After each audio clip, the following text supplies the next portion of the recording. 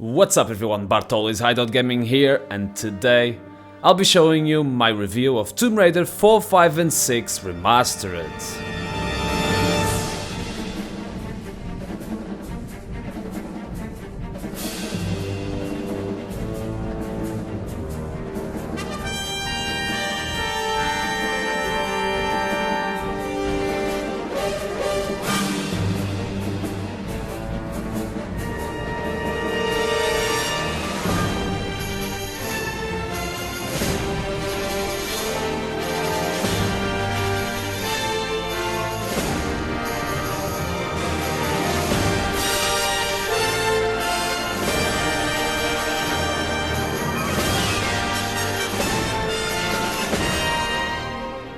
First, I want to thank Crystal Dynamics and Aspire for providing me with the review code of the game. Also, I want to tell you that I will only be showing footage of the first level of each game, so we don't make any spoilers here.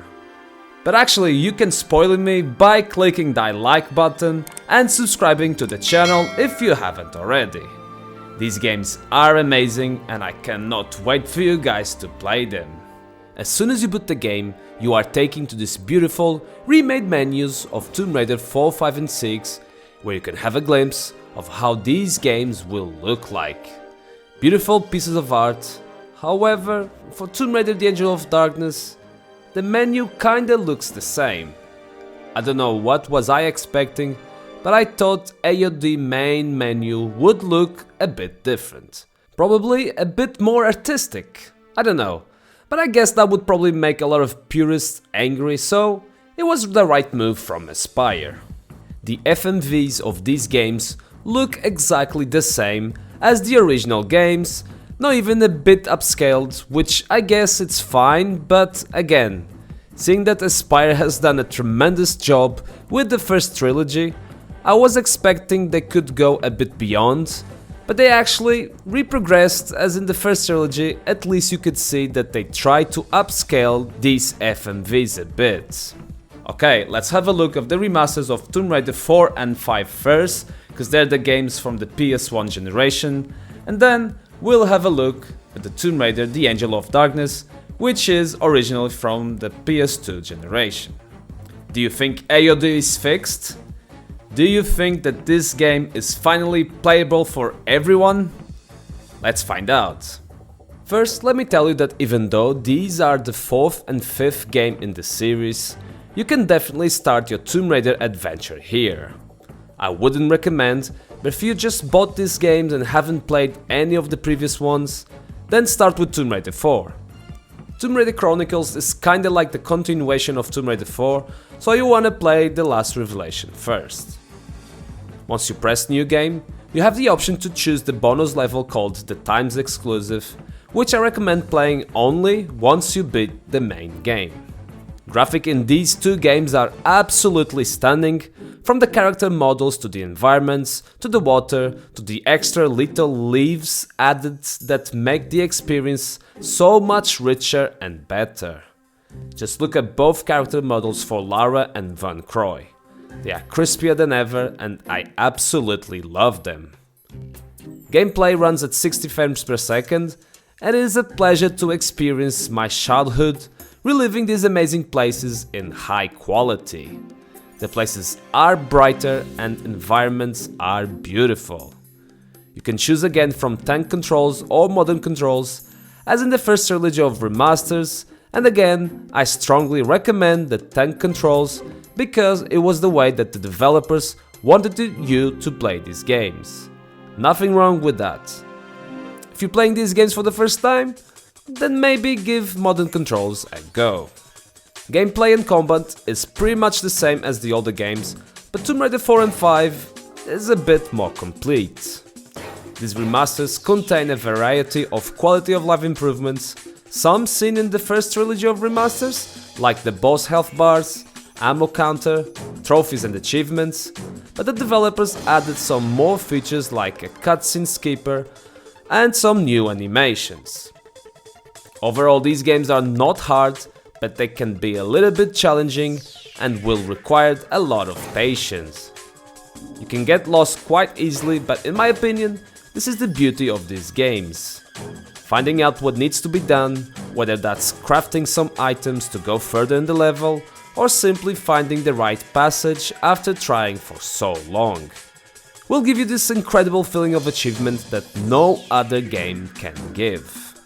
The story in Tomb Raider: The Last Revelation is probably the best one in the series, so give it a go and have a great time.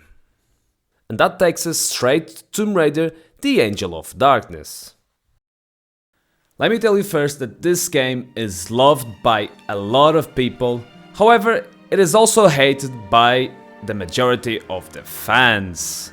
Everyone loves the story and the darker atmosphere, but also a lot of people couldn't play the game because of the gameplay. Did Aspyr manage to fix this?